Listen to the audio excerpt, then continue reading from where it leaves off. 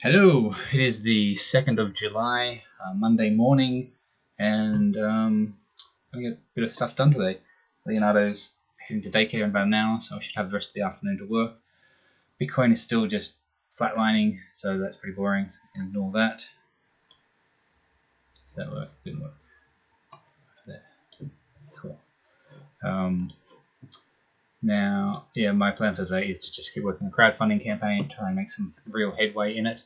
What's interesting on that front, though, is that the platform that I am doing the crowdfunding on, Start Some Good, has a launchpad thing, which I knew about, but didn't act on. It starts literally today, but it's kind of calls and you organize things with them, so it's not like I'm missing anything yet.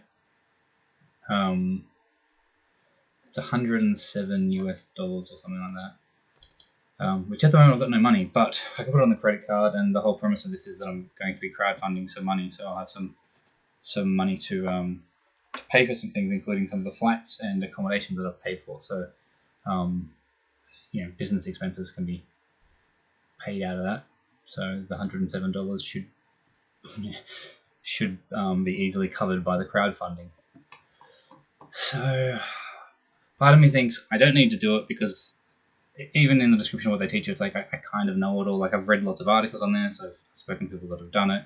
So I know a lot of this stuff already, but sometimes just knowing it's not enough. Sometimes you do need to have a coach there just to remind you of what you know and to hold you accountable for what you're working on.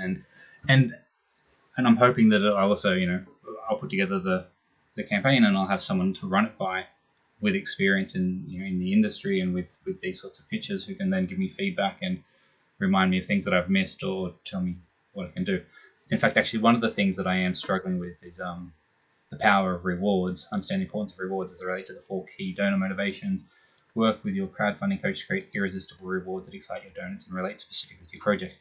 But this is something which, honestly, at the moment, I've just sort of gone, you know what, we don't really have any decent rewards. I'm just going to be basically asking people to donate money. My plan was, the $1 donation, and asking people to just give that to act as like a way to vote, to show support for the concept. And then, of course, have a range of tiers of sort of like asking people to do higher levels. But kind of my hope was lots of $1, and then a few people that would be donating like 1,000 or more, because I do know a few people that can, and that are strong supporters of the project and of fighting misinformation. So I was kind of hoping that just a few big supporters would carry most of the crowdfunding, and then lots of little ones that would also add up, but probably wouldn't make up the bulk of the final sum raised. But I don't know if this course can give me a better structure around my rewards, then that could be useful. Whether they can or not, I don't know, but I don't know. Maybe they can. So because I know, even looking at a lot of the other projects on the platform, there are people doing things in a community or teaching kids or helping most normal projects operate within the realms of things that are normally done. Whereas most of the things that I do operate outside of those realms. I tend to, for whatever reason, create things that are new enough or novel enough or outside of the box enough that they don't fit into standard operating procedures. And so when people know how to do things, usually, suddenly it all falls apart with whatever it is that I'm working on, because it's genuinely new. It's interesting, I'm listening to a podcast at the moment on accidental discovery thing. It's called Inventing Accidents on Planet Money, which is very interesting so far. It's about the invention of color for the first time.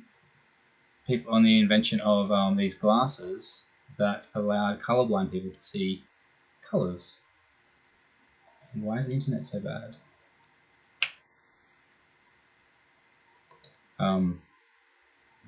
So there's this whole series of videos of people getting these presence and these glasses that allows them to see color and blah. Anyway, the point of the podcast that I'm getting at here is how this invention and many inventions are the consequence of accidents. This was a consequence of trying to create a visor for surgeons to do laser surgery and block out the orange laser from affecting their eyes without making it harder for them to see, because an orange visor washes out the color of the yellow, red, orange fats and organs and blood that they're working with. So they were working on that, and then the solution they got for that, they made into glasses, and then someone accidentally kind of gave it to a friend who was colorblind, and that suddenly that colorblind friend could see the orange cones on the green grass that he previously couldn't see because it was all brown to him.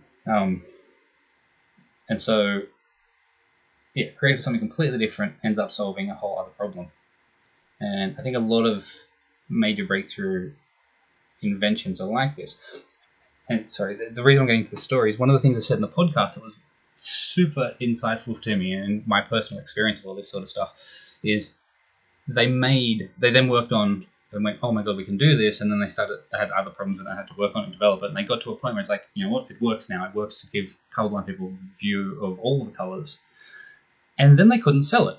Like this remarkable thing, they couldn't sell it because it solved a problem people didn't know they had. And what I mean by that is it's a problem that they don't have. It's not really if you've been colorblind your whole life, you don't know what you're missing out on, and you've always lived that way, so you're not looking to solve the problem. You know, it's not like being blind where it's obvious that solving that blindness would make your life better. Being colorblind, it's a slight handicap, but for the most part, you know, it doesn't affect your ability to operate in the world, so it's just normal to you. And so when they create this and they just, you know, start saying, it's like, it allows you to see colors, colorblind people aren't looking for that.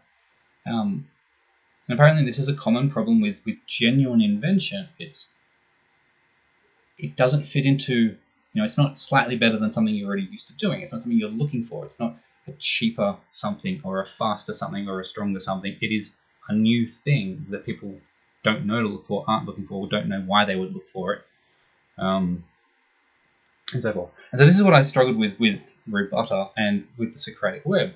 This is genuinely new. This concept of a programmatic ability to always access a list of critiques, ideally with the best critique at the top of the list, is a concept that you know, I can tell people about it and I can explain it in a way that everyone gets it and everyone sees all the parts, but it's never been available. It's never been something that people go looking for. It's not a better version of something. It's not a faster or cheaper or more effective version of something. It's just something genuinely new. People don't know that they need it, aren't looking for it, and have survived this long without it, therefore don't really need it. This is the sort of attitude that I've got to get around. And so how it is that, you know, like the breakthrough that they had with these glasses was they started to include a pack of colourful balloons in the packaging with it. You can sort of see in the thing there.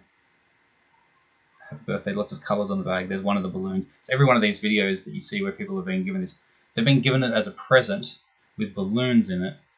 And so, I don't know the details of how exactly how this sort of became a massive success, but clearly there's like hundreds of videos of people doing this, so it became its own viral thing where, yeah, sure, the colorblind people didn't go looking for the product. They didn't know they needed to solve this problem. But the people around them saw these videos, saw how amazingly touched and how powerful it was for these people to put these glasses on, and thought, oh, hey, I know someone's colorblind. I'm going to buy this for them and give it to them and film it. And so it becomes its own viral thing. Which is also, so this is why my solution to the Rebutter problem. people won't install browser extensions and plugins because they don't know that they need this. But Facebook and Google are getting a lot of pressure to solve the misinformation, fake news problem, and they need to solve that. And it turns out that the robotic concept solves that for them. So that's why I've completely pivoted from the Roboto project to the Socratic Web concept, because now I'm not selling it to the people. I'm not trying to get a community of users. I'm not trying to convince people to install it. I'm just trying to get the key decision makers at a few key corporations to recognize that this is the solution to their problems, and get them to integrate it. And in doing that, then everyone will have it available to them. And then with that technology available, it will become normalized. And then after years of that, people will wonder how they ever lived without it. So that's why I've gone the Socratic Web path, is recognizing that roundabout route is the only way forward. It's the only thing I've been able to figure out, and I have put a lot of thought into that. So this is a simple thing. It's like you don't market it directly to the person that doesn't know they want it. You market it to their friends and family who think it would be nice for them. And every single video is like this. I can't believe how many of them break down into tears. It's crazy. Anyway, little aside. And so all that tangent came from this thing of what motivates users, irresistible rewards. Even with Roboto, I couldn't come up with any really good rewards because the platform's free and it's a crowdsourced platform, and there's not much I can really offer to people. It's just something that needs to exist. So if these guys can look at what I'm doing and come up with good rewards, and then maybe because I've seen lots of projects, I've seen lots of rewards, so they've got a wider batch of experiences to draw from, to go, this other crowdfunding campaign did this really cool thing and that could work for you, and that's what I like. So there's that. All or nothing, yeah, I'm all okay with that. Anyway, so I think I should probably just do this, because then even if I've I don't know, even if it doesn't do a lot for me, it's a small risk. $107 isn't much, and I should learn something from it, and it should keep me the most accountable. Like, my objective was to have the whole thing launched by next week, even if it sucked. I might kind of keep to that, depending on what happens with the program. Because I just want to get this happening now. I need to get this happening. I need to get to the money as quickly as possible, so I can take the next step, so I can get more money, so that I can actually get this fucking project happening. Okay. So I might sign up for that. Everything else is just the same. I organised a chat with Matt Chesson on Wednesday to talk about his idea. He's working on the fake news. Looking forward to that. I want to have more talks with people. I want to have more phone calls with people working this problem and just like sitting down brainstorming. And ideally, I want to record it, which is why I tried doing those office hours videos where people would just come and talk to me, but no one steps up for that. So I'm going to have to start just organising people to come and talk, and then just brainstorm and talk through all of these misinformation efforts and ideas and projects people are working on, and what I'm working on, and ways to make them work better. Maybe we should start try and organise one a day. Okay,